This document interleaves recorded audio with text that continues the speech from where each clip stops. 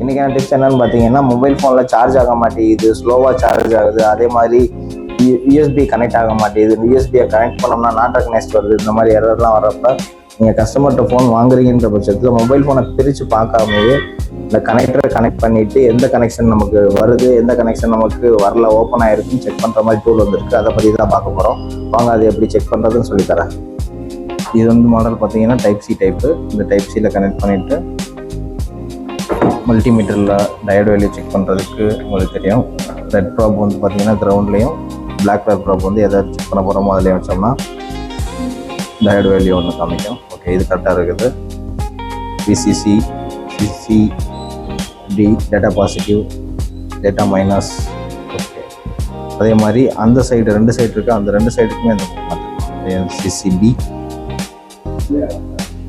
DM, BB, CC.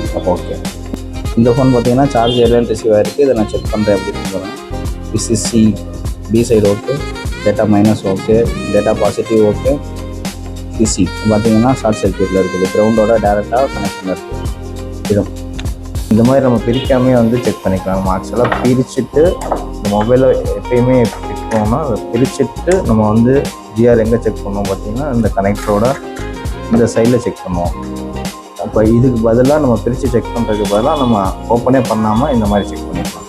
யூஸ்ஃபுல்லான டிப்ஸுக்கு நம்மளை follow பண்ணுங்கள். இந்த வீடியோ மறக்காமல் உங்கள் டெக்னீஷியன் ஃப்ரெண்டுக்கு ஷேர் பண்ணுங்கள். பை.